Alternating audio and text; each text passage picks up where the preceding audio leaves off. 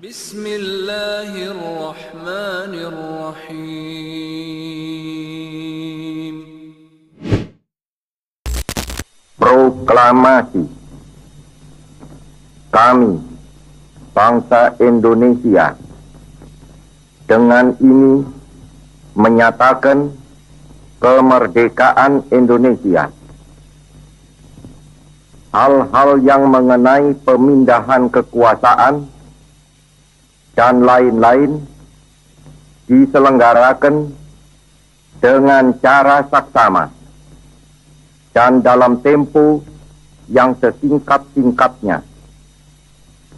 Jakarta, 17 Agustus 1945, atas nama bangsa Indonesia, Soekarno, Hatta. Bismillah, Assalamualaikum warahmatullahi wabarakatuh. Alhamdulillah, wassalatu wassalamu ala rasulullah wa ba'd. Kaum muslimin wal muslimat, rahimani wa rahimakumullah jami'an. Saat ini kita berada di momen-momen peringatan Hari Proklamasi negeri yang kita cintai, yaitu negeri Indonesia. Dan alhamdulillah, di mana-mana kita saksikan bendera kecintaan kita terpasang di pekarangan rumah, kemudian atribut-atribut ya terpasang sebagai bentuk kebahagiaan, sebagai bentuk kesyukuran atas hari kemerdekaan negeri Indonesia yang kita cintai ini. Namun ada satu hal yang ingin saya sampaikan berkenaan dengan bentuk kebahagiaan, bentuk kesyukuran yang kalau mungkin secara umum manusia pahami bersyukur dengan terlepas dari penjajahan, dengan cara mengadakan lomba-lomba, bersyukur dengan rasa aman, tentram, dengan kita adakan kegiatan-kegiatan yang sifatnya olahraga ataupun seni. Namun harusnya tidak berhenti sampai di situ.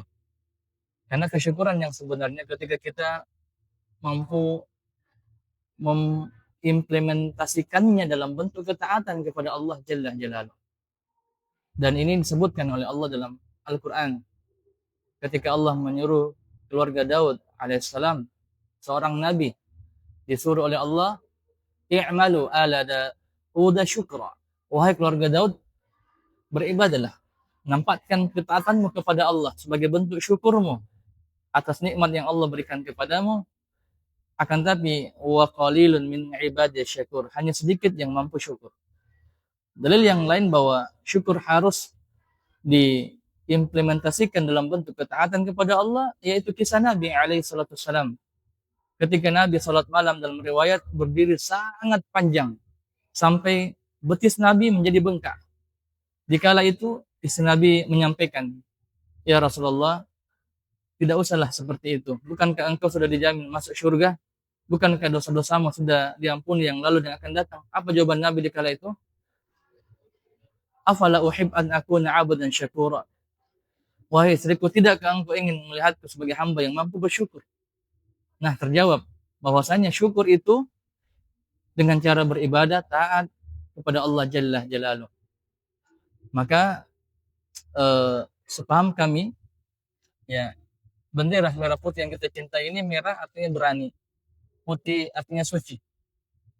Maka mari kita menjaga hakikat negeri yang kita cintai ini dengan menjaga ketaatan kita kepada Allah Jalla Jalaluh. Karena kalau kita sudah bersyukur, Allah akan tambahkan nikmatnya. Syukur dengan nikmat kemerdekaan, maka Allah akan jaga negeri kita. Syukur dengan nikmat keamanan, maka Allah akan tambahkan keamanan untuk negeri kita. Syukur dengan kemakmuran, maka Allah akan tambahkan kemakmuran untuk bangsa Indonesia.